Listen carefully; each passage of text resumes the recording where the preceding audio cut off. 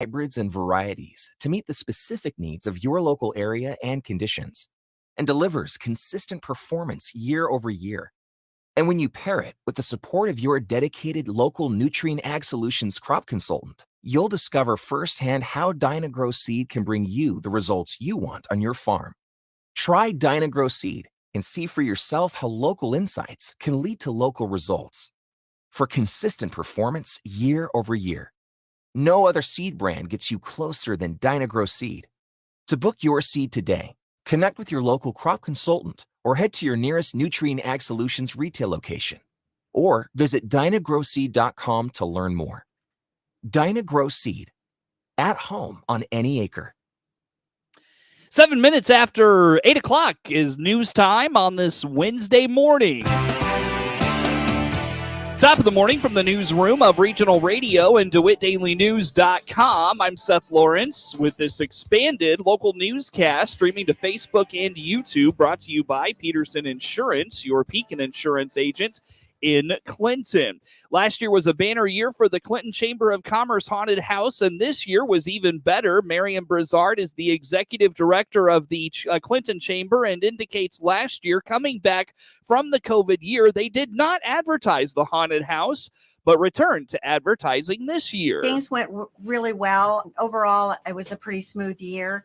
We had some gaps in our volunteerism, but they were, my goodness, they were just easily filled. I think for the most part, we did really, really well.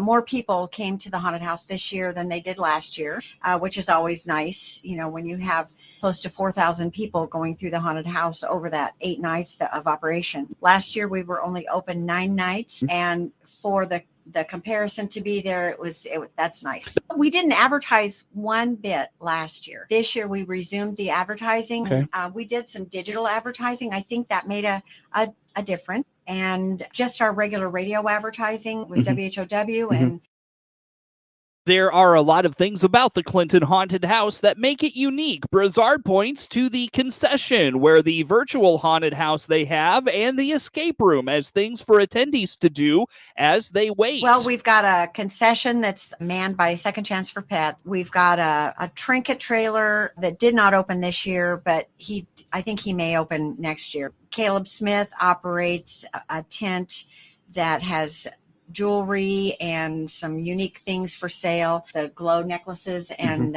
wands, also a face painter and a tarot card reader. Frankie's Escape Room came back this year, closed last year, came back this year, our haunted house. Yeah. So there is a lot to do while you're waiting, or you can go sit in your car, or you can leave and go grab some food at one of our wonderful restaurants in the community. Know that there's going to be at least an hour wait. Why not go eat?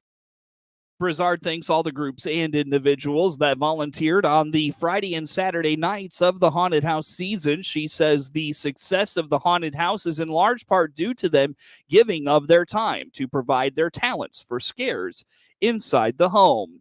A Central Illinois nonprofit is raising money for area kids in need to have Christmas presents this holiday season. On the WHOW Morning Show Tuesday, Brianne Titus, Agency Director of Development for Community Action, told Regional Radio Holiday Hearts for Kids program is similar to that of Angel Tree, but they target kids within their programs. So we do a lot of different things. Right now, we are running a campaign called Holiday Hearts for Kids.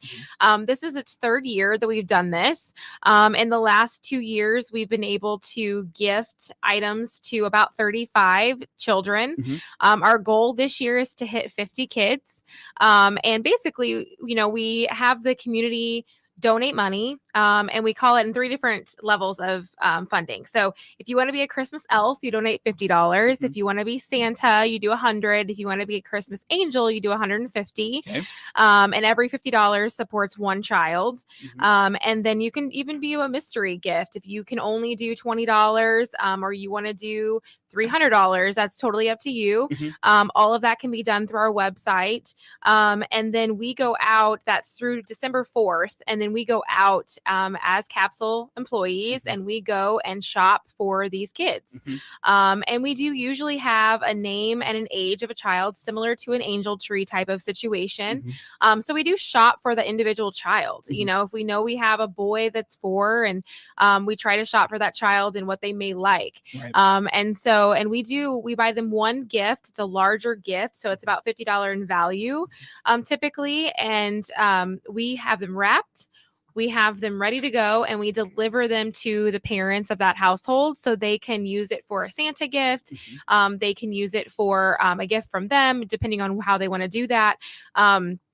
But seeing the children's faces opening these presents, and a lot of them that would probably not get something like that or not have presents at all, definitely has been worth us doing this every year. According to Titus, the agency recently received a generous contribution from the Eaton Corporation in Lincoln for the program, which will allow them to help as many kids in total as they have the first 2 years of the program combined. Contributions to the program can be made until December 4th.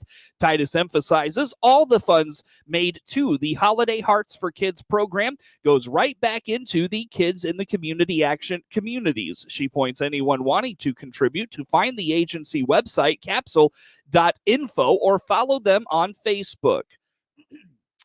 Warrensburg-Latham schools are celebrating a positive report card that was released late last month. Cheryl Warner is the superintendent of Warrensburg-Latham schools and indicates because school report card data had not been collected in a few years, there was a lot of anxiety among her and her peers. Despite that, she points out her district did very well.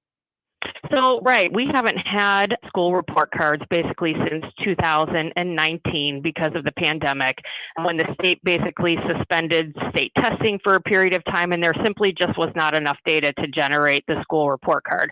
But coming back in 2022, the state has recalculated the formulas and data developed in the state report card, and this will be the first year since 2019 that school districts have what they consider summative designations again. There are 4 different designations that schools can receive: exemplary, commendable, targeted, and comprehensive. Exemplary being the schools that are basically in the top 5% of the state. Comprehensive being the schools that are in the lowest 5% of the state that need comprehensive reform and are also given funds and requirements to meet that reform. So, of course, with this new summative designation and a new formula for this being created, I would say probably caused some anxiety for schools, considering we have not been in this process for 2 years. And we were all a little concerned about state testing results last year after a learning loss and results from pandemic.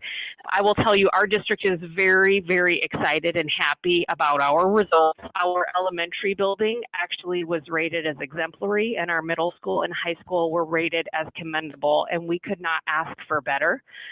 It basically tells us that all of our efforts the last couple of years have paid off, and students are making gains like they should. While thankful for the designations, Warner says the district will continue to evaluate and find ways to improve. She points out benchmarks will also continue to increase. Attendance rates seem to be an issue all school districts are battling, as the last couple of school years were bouncing back and forth between in-person and e-learning. I think something that all districts are going to be looking at and all buildings are going to be looking at is trying to increase their attendance rates. You know, the last 2 years, that became a struggle when we had to transition into e-learning or remote learning. And when we basically, as districts within the state of Illinois, were told that we had to offer e-learning. Another concerning trend districts are noticing is students who were homeschooled last year are returning to school and behind in their learning. Get news anytime at DeWittDailyNews.com. Flu season is back, and our Warner Hospital and Health Services walk-in clinic inside our family medicine clinic is ready. CEO Paul Scourin here. Our walk-in clinic is here to treat those flu symptoms. No appointment? No problem. Find out more by clicking our icon at DeWittDailyNews.com. When it comes to fire and water restoration, ServPro of Piatt DeWitt counties is the leader in cleaning, restoration, and construction. Find out all the services they provide by clicking their icon at DeWittDailyNews.com. Ace is the place with the helpful hardware, folks. Ace now offers free assembly and free delivery, so it's never been easier to get a great grill for your family, like a Weber gas grill, a Traeger wood pellet grill, or a Big Green Egg charcoal grill. Only at your neighborhood Ace. Around the block. What you need in stock. With people who know their grills. This is Brad from Gibson Ace Hardware in Clinton, Illinois. Stop in to see us, the helpful place at 114 North Madison Street, Clinton. See participating store for details. Time now for a look at sports. I'm Seth Lawrence with this report. Lucy Corley paced a balanced Decatur St. Teresa attack as the Lady Bulldogs toppled Clinton 39-23 in high school girls basketball action from the Turkey Tussle Holiday Tournament at Clinton High School Tuesday night. Corley was the only scorer in double figures with 10 points. Sol Corley scored 8 points, while Joella Livingston, Natalie Shaw, and Jada Taylor recorded 6 points apiece. Regan Filkin scored 8 points to lead Clinton, and Clara Dempsey added 6. The Lady Maroons dropped to 1-1 on the season. They'll wrap up pool play from the Turkey Tussle in the round-robin tournament Thursday evening. Malavi Leon scored 16 points as Bradley beat Eastern Michigan 89-61 Tuesday night. Leon's had 16 rebounds for the 2-1 Braves. Jay-Sean Henry scored 15 points and went 5 of 7 and 5 of 6 from the foul line and added 5 rebounds. Villa Tavanainen went 4 for 6, including 3 of 5 from distance to finish with 11 for the Braves. Amani Bates led the way for the 1-2 Eagles with 20 points and 6 rebounds. Colin Golson Jr. added 11 points for Eastern Michigan. In addition, Tyson Acuff had 7 points. Bradley entered halftime up 41-21. Leons paced the team in scoring in the first half with 12 points. They outscored Eastern Michigan in the second half by 8 points, with Tavanainen scoring a team-high 8. After the intermission, Bradley will host Southeast Missouri State Saturday. The Chicago Bears placed running back Khalil Herbert on the injured reserve list because of a hip injury Tuesday, a big setback for a team leading the NFL in rushing yards. Herbert will miss at least 4 games. He was hurt returning a kickoff near the end of last week's 31-30 loss to the Detroit Lions. Herbert is the team's second leading rusher behind quarterback Justin Fields. He has 643 yards on 108 attempts while sharing duties with David Montgomery. He is 6th in the league at 6 yards per carry. Chicago averages 201.7 yards rushing per game, with the Baltimore Ravens second at 168.1 yards per game. The Bears also waived defensive lineman Kingsley Johnson and claimed that defensive back Justin Lane off waivers from the New York Giants. Chicago will visit Atlanta on Sunday. The 3-7 Bears have lost 6 of 7. The Chicago Cubs have released outfielder Jason Hayward Monday, cutting ties with the 5-time Gold Glove winner who never produced at the plate the way they hoped.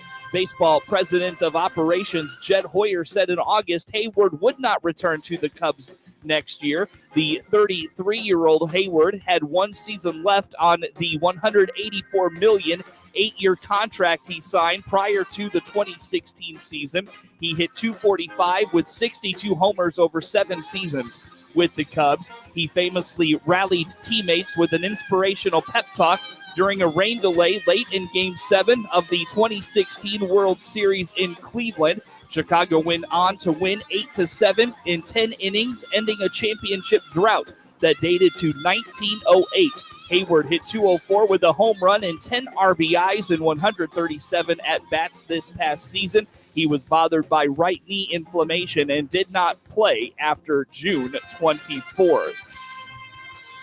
Ty Gibbs has been promoted to NASCAR's Top Cup Series Tuesday, an expected announcement that was void of any celebration as Joe Gibbs Racing continues to mourn the loss of Gibbs' father. Coy Gibbs died in his sleep hours after his 20-year-old son won the Xfinity Series championship on November 5th at Phoenix Raceway. He was 49, the same age as older brother JD when he passed. In 2019, Joe Gibbs, the NASCAR NFL Hall of Famer who has lost both his sons a month before their 50th birthdays, Coy was vice chairman of his father's NASCAR team at the time of his death. The Gibbs family has made no public statements since confirming Coy Gibbs' passing shortly before the NASCAR season finale a few weeks ago. Ty Gibbs did not race in the November 6th finale and has made just one public appearance since. He was courtside for a Charlotte Hornets game last week with his younger brother, a cousin, and another driver.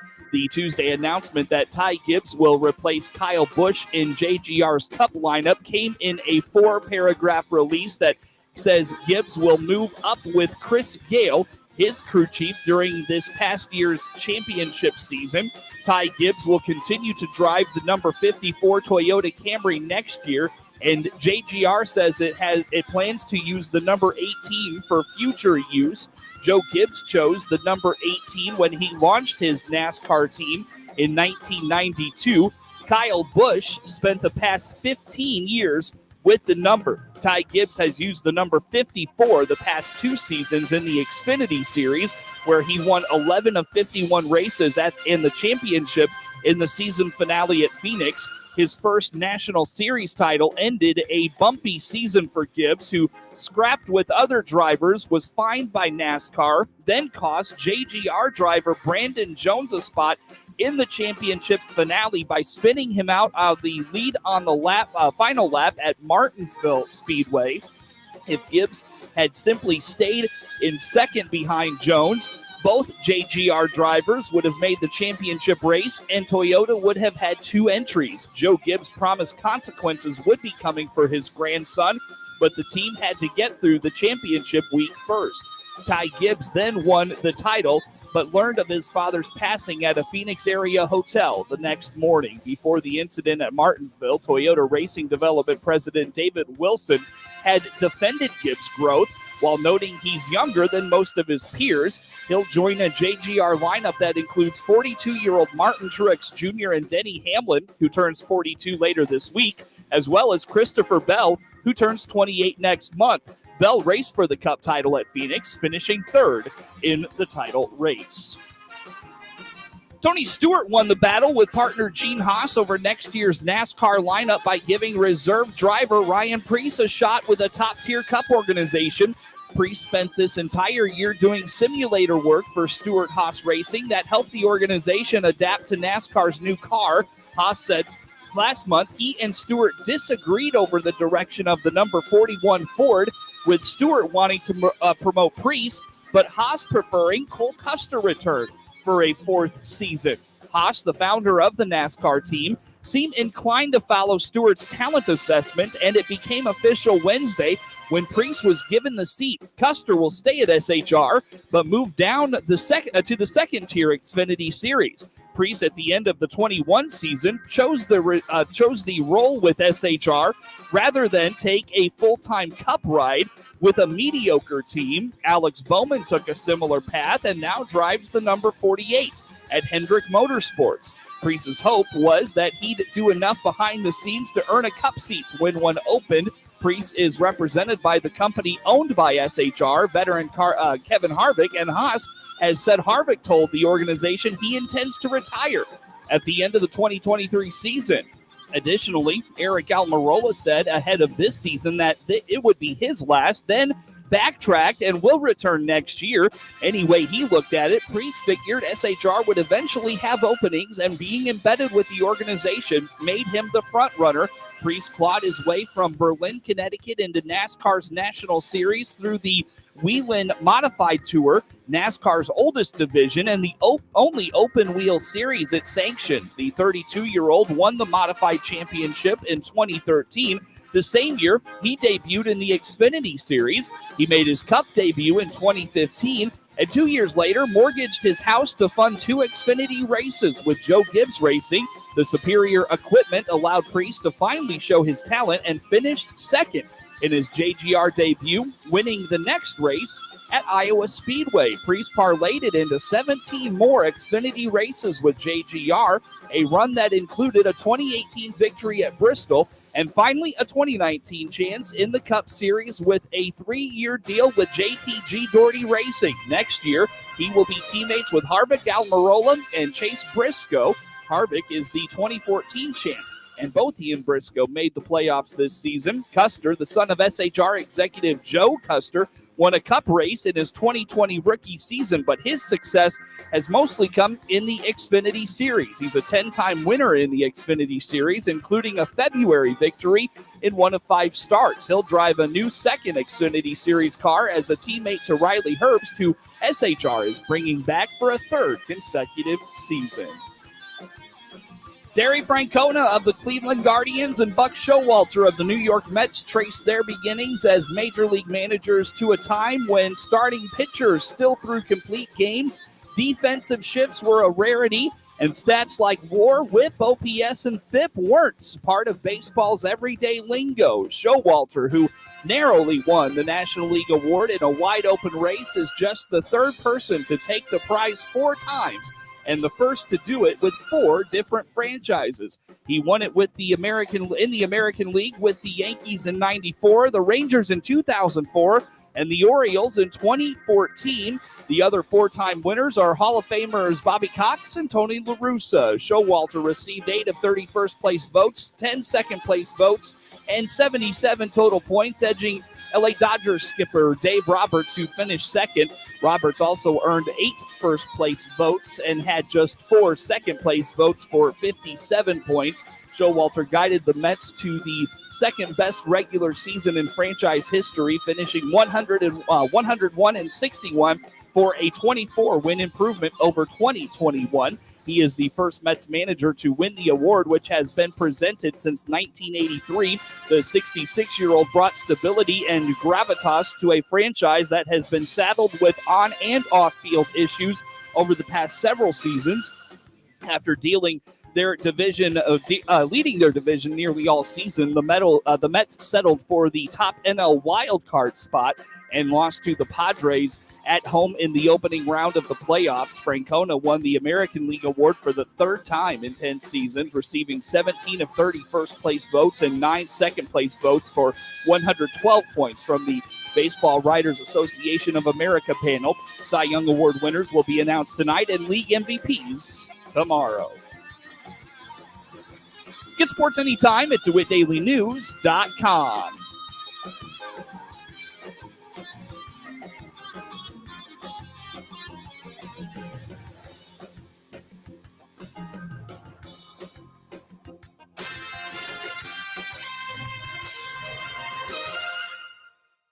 Hello, Panther fans. This is the voice of the Eastern Illinois University Panthers, Mike Brad, inviting all of our fans from Peoria and Bloomington Normal to the Indiana state line to listen for Panther football again this fall on WHOW's many platforms. EIU Panther football is part of WHOW's great weekend sports programming schedule, including a Best of Clinton Maroon sports broadcast and CBS Sports Radio. We'll bring you every Panther game this fall on Central Illinois' news, ag, and sports station, WHOW. At Golden Harvest, our best skill is knowing how to listen. From our Gold Series soybean and game-changing corn portfolios to our expert insights housed in the Illuminate digital agronomy platform, everything we offer is an answer to what we've heard from you. This is how we listen. Copyright 2021 Syngenta. The trademarks or service marks used herein are the property of the Syngenta Group Company. All other trademarks are the property of their respective owners. With SRN News, I'm Rich Thomason in Washington. The 2024 presidential campaign is now formally underway. Last night, former President Trump announcing he's running for the presidency again. He made the announcement from his estate in Palm Beach, Florida. In the Senate, Florida Republican Rick Scott planning a long-shot bid to one-seat Senate GOP leader Mitch McConnell. Ukrainian President Volodymyr Zelensky has told the G20 summit of the ongoing damage being done to his country by the Russian invaders, even though the Ukrainian military has enjoyed some notable success in repelling Putin's troops. NASA's new moon rocket has blasted off on its debut flight with 3 test dummies on board, brings the U.S. a big step closer to putting astronauts back on the lunar surface. More details at srnnews.com. From the newsroom of Regional Radio and DeWittDailyNews.com, I'm Seth Lawrence with this local news update. Warrensburg-Latham schools are celebrating a positive school report card that was released late last month. Cheryl Warner is the superintendent of Warrensburg-Latham schools and indicates because school report card data had not been collected in a few years, there was a lot of anxiety among her and her peers. Despite that, she points out her district did very well. So, right, we haven't had school report cards basically since 2019 because of the pandemic, when the state basically suspended state testing for a period of time, and there simply just was not enough data to generate the school report card. But coming back in 2022, the state has recalculated the formulas and data developed in the state report card, and this will be the first year since 2019 that school districts have what they consider summative designations again. There are 4 different designations that schools can receive: exemplary, commendable, targeted, and comprehensive. Exemplary being the schools that are basically in the top 5% of the state. Comprehensive being the schools that are in the lowest 5% of the state that need comprehensive reform and are also given funds and requirements to meet that reform. So, of course, with this new summative designation and a new formula for this being created,